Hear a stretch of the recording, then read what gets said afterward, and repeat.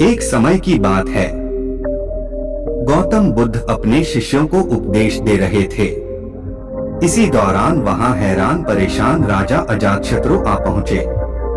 उन्होंने गौतम बुद्ध को प्रणाम किया और कहा कि हे बुद्ध, जब से मैं तुम्हारा अनुयायी बना हूँ तब से सभी लोग मेरे सीधेपन का बहुत फायदा उठा रहे हैं। आपका अनुयायी बनने से पहले लोग मुझसे बहुत डरते थे, क्योंकि तब मैं बहुत क्रूर था और किसी को भी मृत्युदंड देने में क्षण भर का भी समय नहीं लगता था। आपका अनुयायी बनने के बाद अब मेरा मन इन कामों को करने को तैयार नहीं होता है और मैं सभी लोगों को प्रेम देना चाहता हूँ। परंतु कुछ लोग इस बात का गलत फायदा उठा रहे हैं और इससे मेरी प्रजा को बहुत खतरा है।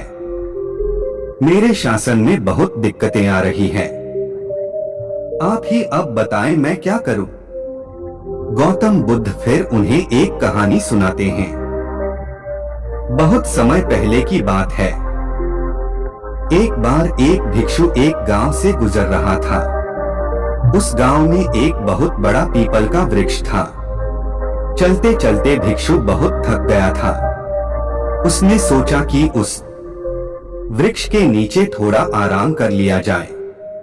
वह वहां पहुंचा ही था कि कुछ लोग उसे रोक देते हैं और भिक्षु से कहते हैं कि वहां तुम मत जाओ, वहां एक बहुत जहरीला सांप रहता है। उसने बहुत से लोगों को डंस लिया है।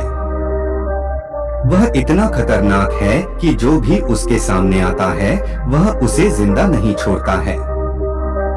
भिक्षु मुस्कुराता है और कहता है कि एक दिन तो सभी को मरना है।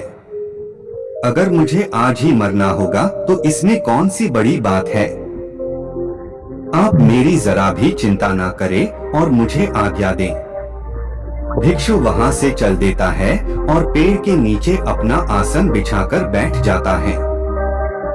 थोड़ी ही देर बाद उसके सामने सांप आता है और उससे कहता है कि क्या तुम्हें मुझसे डर नहीं लगता? क्या तुम्हें पता नहीं है यह मेरा इलाका है और यहाँ पर आने की किसी की भी हिम्मत नहीं होती है। तब भिक्षु उसे बहुत ही प्रेम के साथ कहता है कि इसमें डर वाली कौन सी बात है। तुम जो भी करते हो वह इसलिए करते हो क्योंकि तुम्हें डर है कि कोई तुम्हें मार ना दे, इसीलिए तुम दूसरों को डराते हो। मुझे किसी बात का डर नहीं और ना ही मुझे मृत्यु का डर है और ना ही जीवन की लालसा है। कोई मुझे नुकसान पहुंचा ही नहीं सकता तो फिर मैं क्यों डरूं? सांप को यह सुनकर बहुत गहरा आघात पहुंचता है। उसने आज तक ऐसे व्यक्ति देखे जो उससे डरकर भागते थे। उसने आज तक ऐसा कोई भी व्यक्ति नहीं देखा था जो उससे नहीं डरे। भिक्षु की इतनी बातें सुन सांप उनके चरणों में लेट जाता है और उनसे कहता है कि आज तक मैंने जो भी किया वह अपनी जान बचाने के लिए किया, क्योंकि अगर मैं इस तरह का रूप धारण नहीं करता तो लोग मुझे जिंदा नहीं छोड़ते।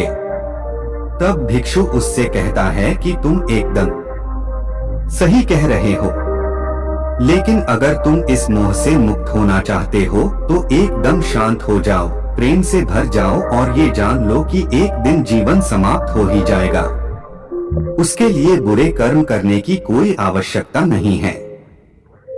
इतना कहकर वह भिक्षु वहां से चला जाता है और सांप उस भिक्षु की सारी बातें अपने दिमाग में बैठा लेता है और वह यह तय करता है कि आज से वह कोई भी गलत काम नहीं करेगा। सांप सभी बुरे कर्मों को छोड़ देता है, लेकिन इसका उस पर उल्टा असर पड़ता है। जो लोग उससे पहले देखकर भागते थे अब उसके सीधेपन का गलत उपयोग करने लगे। अब सब लोग उसे छेड़ते, उसे चोट पहुंचाते। अब सांप बहुत दुखी रहने लगा और बहुत ज्यादा दुखी रहने लगा। अब उसके शरीर पर बहुत से चोट के निशान बन गए, क्योंकि अब वह लोगों को नुकसान नहीं पहुंचाता था और सभी लोगों के साथ प्रेम से रहने की कोशिश करता था। लेकिन लोगों में उसके प्रति जो भय था वही उसे सुरक्षित रखता। था। कुछ दिनों बाद वह भिक्षु फिर से उसी पेड़ के नीचे आता है और वहां अपना आसन बिछाकर बैठ जाता है और उस सांप को देखकर बड़ा आश्चर्यचकित होता है कि पहले सिर्फ की क्या स्थिति थी, लेकिन अब सिर्फ की क्या स्थिति हो गई है और वह उस सर्प के लिए बहुत चिंतित भी होता है। उस भिक्षु को देखकर सांप कहता है, ये भिक्षु, जब से आपने मुझसे कहा कि मैं शांत हो जाऊं और प्रेम को अपनाओ, तब से लोगों ने मुझसे बहुत गलत व्यवहार करना शुरू कर दिया, जिससे मुझे जीवन जीने में बहुत कठिनाई हो रही है। अब आप ही बताएं मुझे क्या करना चाहिए। फिर वह भिक्षु कहता है कि हे मित्र, मैंने तुमसे यह नहीं कहा था कि तुम अपने स्वभाव को ही बदल लो। तुम सर्प हो और क्रूरता ही तुम्हारा स्वभाव है। अगर तुम क्रूरता नहीं रखेंगे तो लोग तुम्हें खत्म ही कर देंगे, लेकिन इसका मतलब यह नहीं है कि तुम्हारे भीतर जो उद्देश्य है उसे गलत रखो। तुम्हें भीतर से अपने आप को सही रखना है और बाहर से खुद को वह दिखाना है जो जरूरी है, क्योंकि सिर्फ एक जहरीला अजीब है और लोगों में उसके लिए भय होना आवश्यक है। अगर लोगों के अंदर तुम्हारे लिए भय नहीं होगा तो लोग तुम्हें नुकसान ही पहुंचाएंगे, लेकिन तुम्हें भीतर से अपने आप को सही रखना चाहिए कि तुम्हें किसी को नुकसान नहीं पहुंचाना है, केवल अपना भय बनाए रखना है। गौतम बुद्ध कहते हैं कि राजा अजात शत्रु, तुम इस कहानी से क्या समझते हो?